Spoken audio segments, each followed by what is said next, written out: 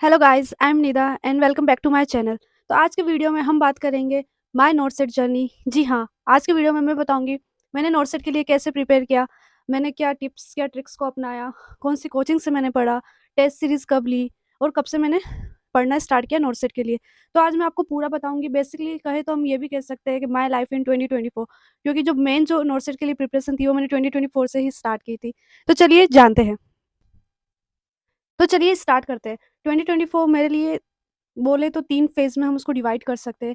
First 6 month, then 3 month and last के जो 3 month. जो फर्स्ट के जो 6 मंथ थे वो मेरे लिए बहुत अच्छे गए थे। बोले तो एकदम हैप्पी मोमेंट्स वाले। उस टाइम हमारा फेयरवेल था, हमारा freshers, sports week, convocation day, काफ़ी सारे इवेंट्स हुए थे जिसमें हम बहुत ज़्यादा बिज़ी हो गए थे और जो हमने मेन पढ़ाई के लिए जो टाइम जो शेड्यूल बनाया था वो हम उसको पूरा नहीं कर पाए थे। तो मैं बताऊँ तो जनवरी में 4th ईयर का मेरा एक साइड चल रहा था, उसी के साथ-साथ मैं अपना जो इसका नोट सेट का है वो भी पढ़ रही थी। जनवरी में मैंने साइकियाट्री स्टार्ट किया था रिवाइज़ करना, साइकियाट्री के वीडियोज़ वापस देखे थे और साइकियाट्री को रिवाइज़ किया था। ये मैंने कर लिया था, साइकियाट्री मेरी हो गई थी जनवरी में। देन अगर मैं बात करूँ आगे, मैंने एमएसएन को रिवाइज़ करने का सोचा था, बट इतने सारे इवेंट्स हुए कॉलेज में और लास्ट ईयर था तो हम उसमें इतना इन्वॉल्व हो गए कि जो हमारे पढ़ाई का जो हमारा शेड्यूल रूटीन था वो पूरा टूट चुका था। एमएसएन में सिर्फ़ मैंने 2 सिस्टम रिवाइज़ किए थे, कार्डियो और हेमेटोलॉजी, उसके अलावा कुछ नहीं। फिर फ़ेब, मार्च, अप्रैल में यही सब चलता रहा। Annual, farewell, convocation, sports week, हमारा टाइम इसी में चला गया। फिर आ गए यूनिवर्सिटी एग्ज़ाम 4th ईयर के, तो उस टाइम थोड़ा-सा ऐसा था कि हम सीरियस हो गए थे, लेकिन जो स्टार्टिंग के 6 मंथ थे वो बहुत ही अच्छे गए थे हमारे, मतलब फुल मज़े में। उस टाइम इतनी पढ़ाई नहीं की थी, बस हाँ, यूनिवर्सिटी के टाइम अच्छे से मैंने पढ़ा था। फिर हमने यूनिवर्सिटी का पढ़ना स्टार्ट कर दिया। फिर यूनिवर्सिटी एग्ज़ाम्स आ गए और इलेक्शन की वजह से मई एंड में आई थिंक हमारे यूनिवर्सिटी के एग्ज़ाम्स हुए थे 4th ईयर के।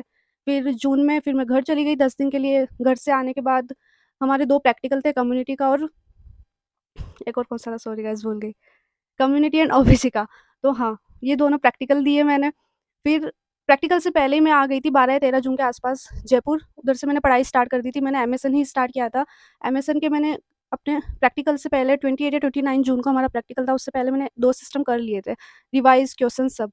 तो मैंने एमएसएन से स्टार्ट किया था। मतलब सिर्फ़ एक ही डाउट था मेरे कि मेरा नहीं होगा सिलेक्शन, क्यों? क्योंकि मैं क्लास में सबसे सुनती थी कि उसने एंकलेक्स 3 या 4 बार कर ली है, उसका तो सिलेक्शन पक्का है।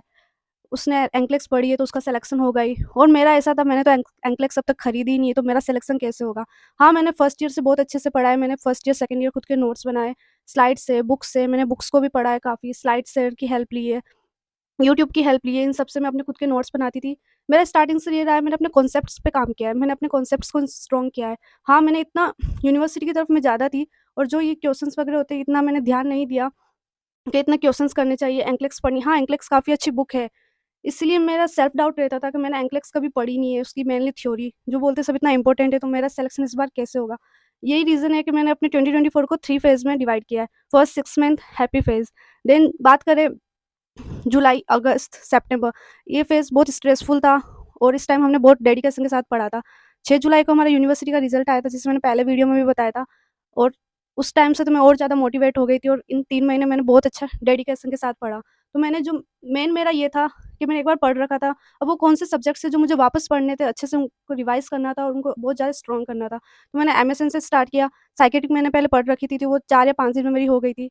पीडियाट्रिक्स भी छोटा सब्जेक्ट है, तो वो भी मेरा जल्दी हो गया था 4-5 दिन में। ओबीजी 4th ईयर में मैंने 5 से 6 बार रिवाइज़ अच्छे से कर ली थी।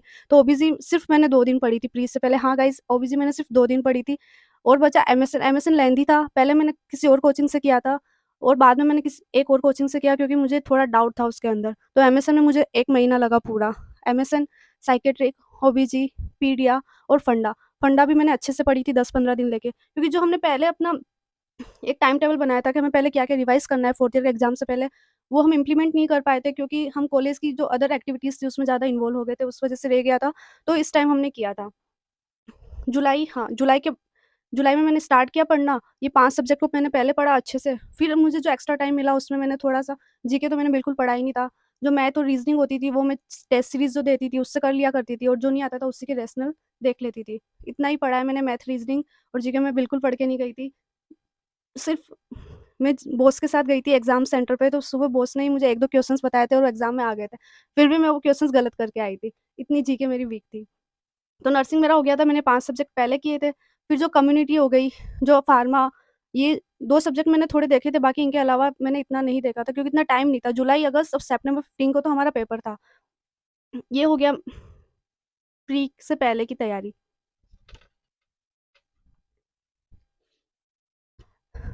तो आगे की बात करें तो मैंने प्री का पेपर दिया 15th ऑफ सितंबर को। फिर यही डाउट था, होगा, नहीं होगा, होगा, नहीं होगा। इसी चक्कर में जो प्री के बाद के जो 4-5 दिन थे उसमें भी इतने अच्छे से पढ़ाई नहीं हुई। ये लगता था यार ज़्यादा नेगेटिव चले गए तो क्या होगा? अगर नहीं हुआ तो? तो वो पढ़ती तो मैं थी, ऐसा था कि हाँ, हो जाएगा, बट वो एक डाउट था कि अगर नहीं हुआ तो? तो 4-5 दिन ऐसे ही गए थे, फिर रिज़ल्ट आया, तो रिज़ल्ट में मेरी 530 कोई रैंक थी और मेरे 99.20 परसेंटाइल थे। तो उस टाइम थोड़ा कॉन्फिडेंस आया कि हाँ, मैं कर सकती हूँ। फिर मैंने फर्स्ट टाइम एंकलेक्स से क्वेश्चन करना स्टार्ट किया। मैं कॉलेज टाइम में एंकलेक्स की एक ऐप आती है, उससे क्वेश्चंस करती थी। जो भी मेरा लीज़र टाइम होता था उसमें, जैसे हॉस्पिटल ड्यूटीज़ हो गई, कुछ काम नहीं है तो उस टाइम उसको सॉल्व कर लिया। लेकिन मैंने एंकलेक्स की बुक्स आज तक कभी नहीं खरीदी। हाँ गाइज़, सब बोलते हैं एंकलेक्स पढ़ो, एंकलेक्स से ही सिलेक्शन होगा, लेकिन मैंने बिना एंकलेक्स किए ऐसा बोल सकते हैं कि मैंने सिलेक्शन दिया है। पहले मुझे भी लगता था एंकलेक्स नहीं पढ़ी मैंने तो मेरा सिलेक्शन कैसे होगा?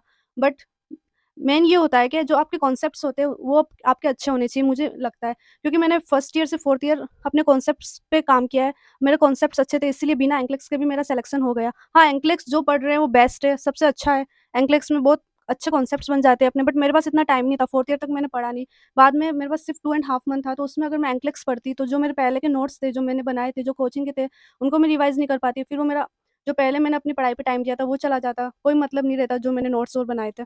तो मुझे उनको रिवाइज़ करना ज़्यादा बेटर लगा, इसलिए मैंने उनको रिवाइज़ किया और मैंने क्वेश्चन्स किए, अदर बुक्स आती है जो, उससे क्वेश्चन्स किए। फिर मैंने जब ये हो गया प्री, उसके बाद मैंने एक ओमेगा करके जो बुक आती है एंकलेक्स की, उसके क्वेश्चन्स किए थे और उसके अलावा एक एंकलेक्स का ऐप आता है, उससे मैंने क्वेश्चन्स किए थे। क्योंकि ऐसा था कि अगर मेंस के अंदर बड़े-बड़े सीनियर बेस्ड क्वेश्चन आ गए जो एंकलेक्स में मेनली देखे जाते हैं, फिर मैं कैसे करूँगी? इसीलिए मैंने फिर एंकलेक्स पे थोड़ा ज़्यादा ध्यान दिया था। उस टाइम भी मैंने एंकलेक्स की और जो मेरे मेन जो मुझे सब्जेक्ट्स लग रहे थे उनको मैंने फिर से रिवाइज़ किया। फिर अक्टूबर 4th को मैंने मेंस का पेपर दिया। फिर मेंस का पेपर देके आते ही, हाँ, पेपर बहुत अच्छा गया था। सेंटर से जो भी निकले थे सबका ऐसा था कि पेपर बहुत अच्छा गया। पेपर तो अच्छा गया था, बट जैसे-जैसे दिन जा रहे थे वही सेल्फ डाउट वापस आ रहा था कि होगा या नहीं होगा, होगा या नहीं होगा। गाइज़, फर्स्ट टाइम भी था और ऐसा था कि इस बार मे बी हो जाए, नहीं भी हो। सिली मिस्टेक्स हो सकती है, काफ़ी सारे रीज़न्स हो सकते हैं। बट जब रिज़ल्ट आया तो मेरी 227 रैंक थी और 67 पॉइंट समथिंग परसेंटाइल थी, सॉरी परसेंटेज थी। तो उस टाइम भी मुझे ऐसा लग रहा था कि हुआ है या नहीं हुआ, ये एआईआर रैंक है या कौन-सी रैंक है। फिर मैंने 1-2 बॉस को कॉल किया, क्लासमेट्स को कॉल किया कि ये रिज़ल्ट है मेरा हो गया, तो उन्होंने कहा तू तो स्टेटस लगा तेरा पक्का है, हो गया है।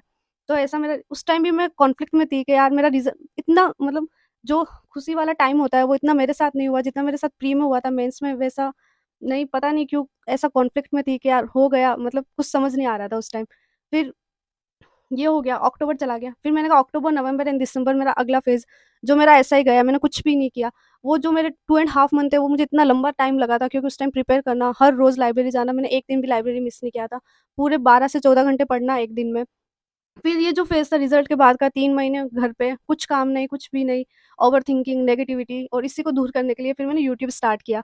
तो इसीलिए मैं बोल रही थी मेरा 2024 3 फ़ेज़ में एक हैप्पी फ़ेज़ था, फिर एक जो स्ट्रेसफुल फ़ेज़ था और ये जो लास्ट का फ़ेज़ था वो बिल्कुल ओवरथिंकिंग वाला फ़ेज़ था।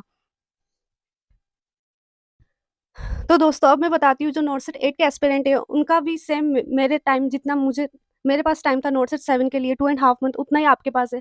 तो मैं अपनी स्ट्रैटेजी को एक थोड़े कंसाइज़ वे में बताती हूँ कि आप किस तरह मुझे फ़ॉलो कर सकते हो फॉर अ बेटर प्रिपरेशन।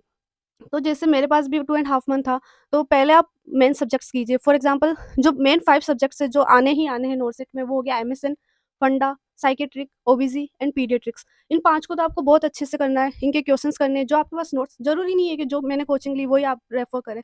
आप कोचिंग की डेमो क्लासेस देखिए यूट्यूब पे, जिससे आपको अच्छा समझ आता है, जो आपको अच्छी लगे वो लीजिए, क्योंकि हर एक फैकल्टी अपने आप में अच्छी है, सब में अपनी-अपनी ख़ासियत होती है पढ़ाने की। तो ऐसा नहीं है कि एक कोचिंग ही बेस्ट है। मैंने भी 2-3 कोचिंग से पढ़ा, जिसका मुझे बेस्ट लगा उससे मैंने पढ़ा। तो आपको भी यही करना है। अभी तो आपने जो कोचिंग ले रखी है, उसके नोट्स से जो आपके पास रिसोर्सेज़ अवेलेबल है, उसको आप रिवाइज़ कीजिए। जितना हो सके रिवाइज़ कीजिए ताकि आपके कॉन्सेप्ट्स अच्छे हों। उनको समझने का ट्राई कीजिए, उनके क्वेश्चन्स लगाइए। क्वेश्चन्स करना बहुत ज़रूरी है। एक दिन में अब तो आपको 200 से 300 क्वेश्चन्स करने ही है। मेरे टाइम का बताऊँ तो मैंने टीएनसी टेस्ट सीरीज़ ली थी।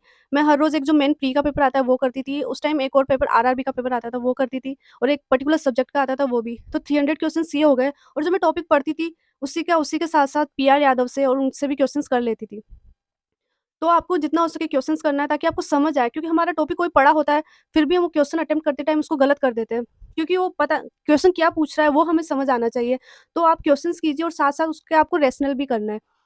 देखना है कि वो अगर आपको आ रहा है फिर भी उसका रैशनल देखना है कि रैशनल क्या बोल रहा है, ताकि हमें क्वेश्चन पता लगे हमें किस तरह से अटेम्प्ट करने होते हैं। और आपको पेपर भी देना है ताकि आप टाइम मैनेजमेंट भी अच्छे से कर पाएँ। प्री में टाइम मैनेजमेंट बहुत ज़्यादा ज़रूरी है, बहुत जल्दी टाइम निकलता है। मेंस का तो नोट से 7 का ऐसा पेपर था कि थोड़ा मॉडरेट लेवल का था, तो टाइम काफ़ी बच रहा था और वो भी एक तरह से लॉस ही था। तो आपको, क्योंकि हमने एक बार क्वेश्चंस कर लिए फिर हम आप वापस उसको देख रहे हैं, तो जो सही क्वेश्चंस थे वो भी हम गलत करके आए थे काफ़ी सारे क्वेश्चंस।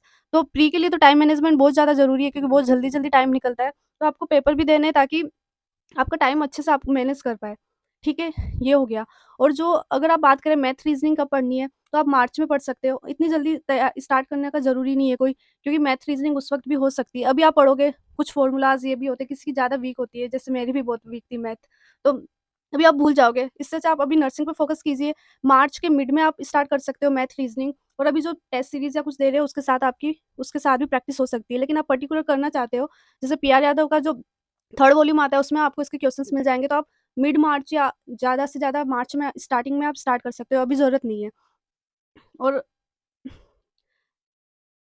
और जैसा कि मैंने बताया, जो मेन सब्जेक्ट्स है उस पे आपको पहले फ़ोकस करना है, फिर आपके पास टाइम बचे तो जो अदर सब्जेक्ट्स है उसको भी आपको एक बार देख के जाना है, क्योंकि पेपर का पैटर्न चेंज हो सकता है। हाँ, 4-5 साल का हम या फिर 2-3 साल का देखें तो उसमें ये जो 5 सब्जेक्ट्स थे ये ज़्यादा पूछे जाते हैं।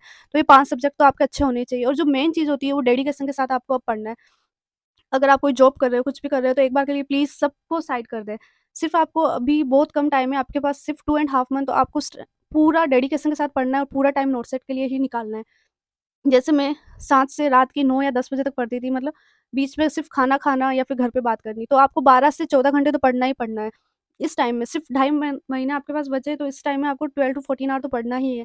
अगर आपको रात में ज़्यादा नींद आ रही है, तो उस टाइम आप क्वेश्चन्स कर लीजिए। जैसे मैं क्या करती थी, रात में जो ऐसा टाइम हो जाता है कि बस अब तो नींद आ रही है, थ्योरी नहीं पढ़ पाएँगे, कुछ घुस ही नहीं रहा है, तो उस टाइम आप क्वेश्चन्स कर सकते हो। ज़्यादा टफ नहीं तो सिंगल लाइनर लगा लो, ताकि उसमें ज़्यादा दिमाग लगाने की ज़रूरत नहीं पड़ेगी। तो ट्राई करो क्वेश्चन्स करने की, और कोई भी लीज़र टाइम में आपके पास फालतू टाइम है, आप जैसे खाना खा रहे हो या कुछ कर रहे हो, तो उसमें आप ऐप खोल के क्वेश्चन्स कर सकते हो, जो या आपने जो पेपर किया उसको रिव्यू कर सकते हो खाना खाते-खाते। मतलब आपको पूरा टाइम यूटिलाइज़ करना है कि कैसे आप पढ़ सकें। ओके? होप गाइज़ आपको मेरा वीडियो पसंद आया होगा, and all the very best to all the NORCET aspirants. Hope you like this video. अगर आपको ये वीडियो अच्छा लगा है तो please subscribe my channel, like and share this video. Thank you.